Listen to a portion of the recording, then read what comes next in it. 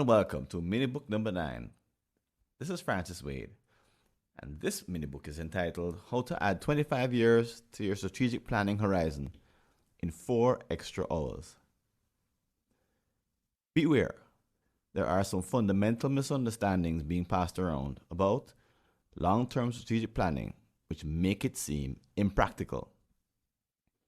The impact on the C-suite, disagreements, misalignment, and executives who forego long-term planning because it takes too much time. Recently overheard.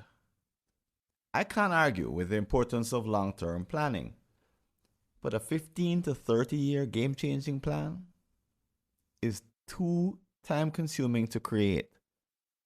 It can take months to complete. At first glance, the logic appears to be sound. If it took your team 4 days to craft your organization's current 3-year plan, then it makes sense that a 30-year plan would require meetings lasting 40 days. In other words, you may conclude we shouldn't even talk about spending the time, effort, and budget required. But what if this common calculation is just plain wrong? Keep reading to hear some actual first-hand evidence which contradicts the conventional wisdom. You could learn how time can be warped in strategic offsites to accomplish the seemingly impossible. Introduction. Let's assume that your company has agreed to undertake a strategic planning effort. But the question of which planning horizon to use, 3, 5, 10, 30, 100 years, has been bouncing back and forth without any resolution. While it's obvious that it must address the next 3 to 5 years at a minimum, your C-suiters can't agree on how far ahead they should plan beyond the short term. A few want to think in terms of decades. Others believe adding an extra year or two to the normal planning cycle should suffice. You decide to do some digging and soon realize that the primary objection has to do with the overall time required to complete the plan. There are other issues, but this one is foremost. During your conversations, a colleague recalls a prior effort to plan a 10-year strategy requiring 10 months of added time. Even worse, it involved a famous high-priced consulting firm, which charged $1 million. Nothing was ever implemented. Hope you're enjoying this free excerpt from the Jump Leap Long-Term Strategy podcast. Interested in finding out more about getting a subscription to full episodes? Visit www.longtermstrategy.info. In each case, by the time the plan was done, all concerned were exhausted, sick of the process, and eager to set it aside for good. However, you remain committed to long-term thinking. The problem is that you have never actually been part of such an activity. Can it be done in a way that defies the simple logic? Conventional responses from a survey. In a recent poll I conducted on LinkedIn, some 77% of respondents voted for 5 consecutive 3-year strategic plans over its counterpart, a single 15-year plan. One major reason given by some in the majority had to do with the length of time required for each project. They decided that the time would be better spent elsewhere. Following this reasoning, it may never make sense to do a long-term strategic plan. Why? No C-suite has the extra 40 days needed, nor should they reduce that number to 30 days using an outside consultant. However, a deeper dive into LinkedIn discussions shows a different picture. The truth is, few commentators have ever attended more than 1 or 2 long-term strategic planning retreats. And those who have aren't talking, writing, or podcasting about their experiences. So most of what I see is conjecture. The 40 days conclusion is dramatically uninformed. Perhaps there is reason to question the conventional wisdom and look for actual evidence. Let's start by examining long-term national plans. International and national plans, worthwhile time investments. The United Nations has seriously taken on the task of long-term planning for the planet. explain the journey in my article on the Sustainable Development Goals, but here's a summary. It began in earnest with the creation of the Millennial Development Goals, MDGs, in 2000. 8 targets were established to tackle global commitments to combat scourges such as poverty, hunger, and disease. They were modeled in part after successful global efforts to eradicate smallpox and polio, which took decades to complete. The Sustainable Development Goals were launched in 2015 to replace the MDGs. Covering 17 areas, they also span a 15-year horizon. These two major planning efforts included almost 200 countries and took 5 years to complete. While some criticize these two projects, it's hard to argue that they are not meant to be valuable. Overall, the investments are deemed worthwhile. However, a different calculus seems to apply to for-profit companies and the impatient world their executives live in. While it's hard to argue against prolonged efforts to solve global problems, it's easier to oppose long-term planning in a for-profit. After all, the logic goes, profit making does not require long planning horizons. Saving the world does. But is this true? Certainly, there is tremendous pressure on publicly traded companies by hedge funds and some investors to meet or exceed quarterly targets. In response, executives often become distracted. However, few would argue about the importance of creating long-term value. In like manner, they support the argument that long-term value comes about as a result of long-term thinking and strategic planning. Unfortunately, this logic is rarely translated into practice. Instead, C-suites become convinced that they can't follow the examples of the SDGs or Net Zero 2050. They would like to, but they don't have time, they complain. Once again, they could be wrong. Perhaps they do, but they just lack first-hand experience. A direct comparison. In the past year, I had an opportunity to draw a direct comparison between two strategic planning projects, one short-term and one long-term. But first, some background. My company focuses on 15 to 30 year game-changing strategic planning. Consequently, we have completed over 50 2 to 3 day offsites between 2002 and 2024. Our commitment to long-term thinking has led us to decline requests to engage in short-term planning projects. However, under duress, a client, which we'll dub Immediate Solve Inc., with a fiscal emergency, no longer wanted to complete the long-term strategic plan we had agreed to craft. Now, given a rude external shock, its leaders felt as if a mere 3-year plan would be a stretch. But to be honest, I tried to convince him otherwise and failed. With a matter of weeks remaining to a key deadline, my small company made a break with normal practice. When the dust had settled after the project, we realized that there was at least one big positive. We could now draw a direct comparison between two interventions, a 3 to 5 year strategic plan and ones which span 15 to 30 years. Our conclusion? It takes about an additional 4 hours to complete the latter. To be frank, this isn't what we expected. Note, I can't quite cover our entire process in a single mini-book, and you may require some background reading on the endpoint method used with our clients. What I'm about to describe is a variation on this method. See other newsletters, other mini-books for more details. But let's assume you have not read the article. Why does the 40-day conclusion, which seems to be so reasonable, turn out to be incorrect?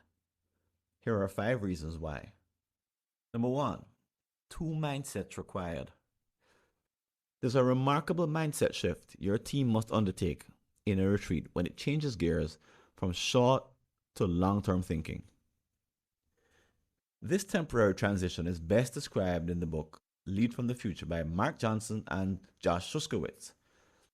I laid out the article in my website of blog posts related to publications in the Jamaica Gleaner.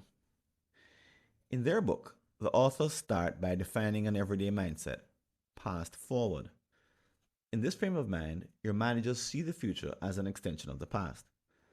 They practice solving problems based on existing information and logic. Therefore, this is a foundation approach all managers must master.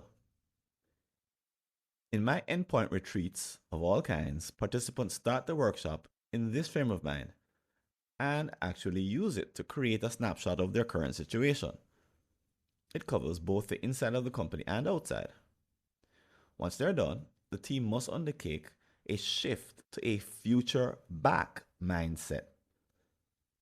In this particular way of being, participants must use their collective imagination to create a future, hold it in place, and use it to backcast to the present day to forge a strategic plan. These are unfamiliar activities to the vast majority and a new way to think. As such, many attendees in your company would probably find the process disconcerting and uncomfortable. Even those who have done it before find the experience jarring, as it's so different from their usual meeting formula and so distinct from what they were taught. Furthermore, there is another wrinkle. While they're visiting this unfamiliar territory, they must use some unique tools they haven't used before. This is a big challenge, as they usually must be taught how to use a tool minutes before being exposed to it for the first time. Never thrown a javelin, or shot put, or discus? Imagine doing them all in sequence, in competition, after a few minutes of explanation. But it's the best approach. Without this new mindset and tools, your retreat can turn into an extended version of a weekly C-suite update session. How can you know if this is happening in real time? Usually the heads of your divisions give dull reports, which others don't engage in. Occasionally, a cross-organizational problem pops up, which does spark a discussion, but these occasions are rare. Most problem solving is immediate, and ownership of the solution is assigned before the meeting moves on to the next point. Discussions are restricted to problems which can actually be solved in a 1 to 3 year time frame. The rest are punted. As effective as this approach may be for weekly C-suite updates, it doesn't work for long-term strategic planning. Why can't a team just use this approach and merely add on a few more years? One reason this business as usual approach fails is that the team never accomplishes a future back mindset. As such, they're highly unlikely to define a game-changing strategic plan based on big, hairy, audacious goals, BHAGs. Consequently, I go to great lengths to cause this shift in mindset. In fact, I may mention to your team that the rest of the retreat requires a different way of being. I present an overview of the activities and tools they're about to use in a temporary visit to future back thinking. What I know from experience is that once they make the switch, it destroys the 40-day calculations. Why? They are all based on the present forward mindset, which is unsuitable for game-changing thinking and planning. But there's more. They don't know the plan they're about to create has two related outputs, which are intended to perform different jobs. Number two, short versus long-term jobs. Any single 15 to 30 year strategic plan is made up of two parts, which perform distinct jobs. One short-term job and another long-term job. Our typical client develops both during the retreat. However, executives usually have never seen a strategic plan with both parts. The long-term job. The endpoint method involves creating a preferred future and working back to the present. This future is actually a vivid description of outcomes, i.e. BHAGs, to be accomplished or reached by a chosen target year, usually some 15 to 30 years away.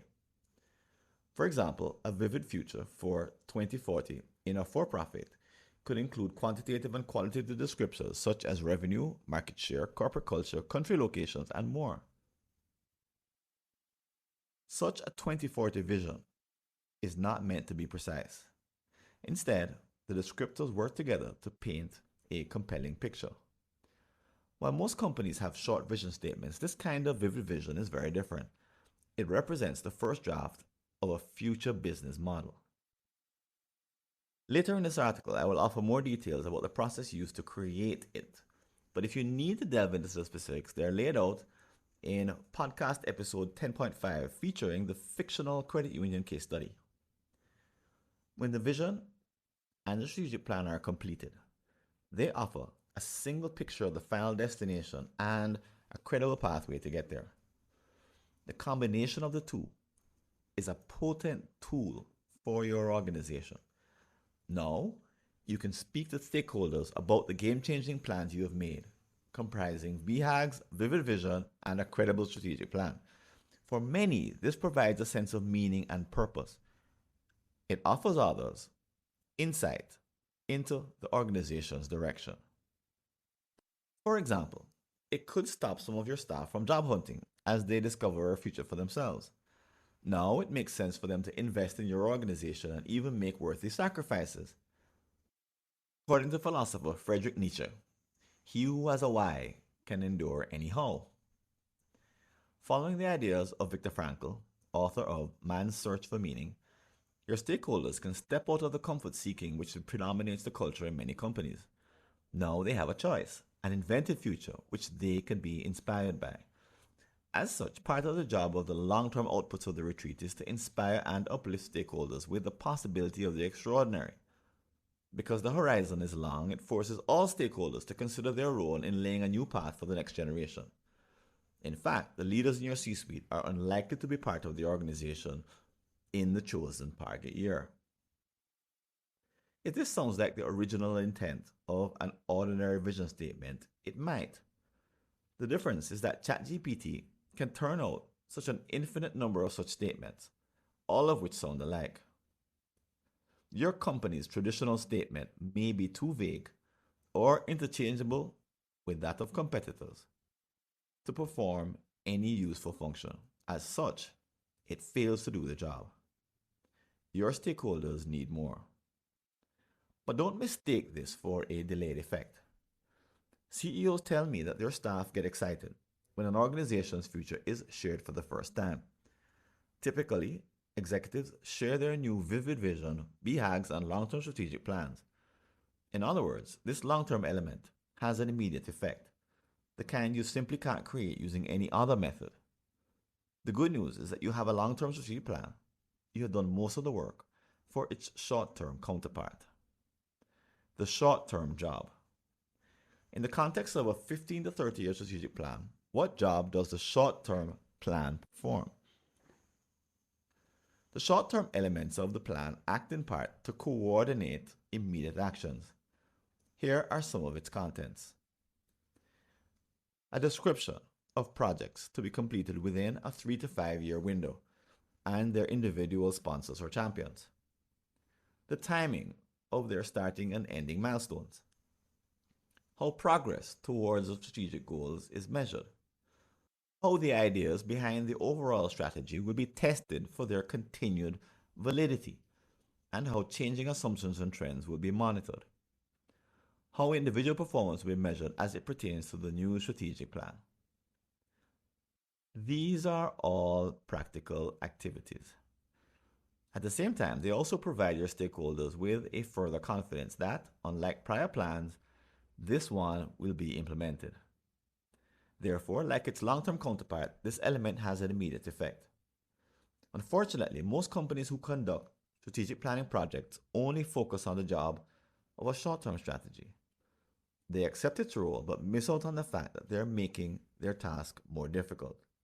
Let's see why it's much harder to get the short-term job done in isolation, even though it typically takes less time. Number 3, a new context for immediate effects. At this point, it's tempting to think that the short-term plan crafted by Immediate Solve Inc. is almost the same as its competitor, which has a 15 to 30 year strategic plan. In other words, how different is their plan from one which includes a long-term element? By the way, this was the essence of the dilemma underlying the LinkedIn poll mentioned earlier. It effectively asked, is there any value to having a long-term element to your company's strategic plan? As I mentioned, more than 75% of the respondents said no. You've reached the end of a complimentary clip from the Jump Leap Long-Term Strategy podcast. To hear the full episode, go over to www.longtermstrategy.info and grab a subscription or a free trial. See you there.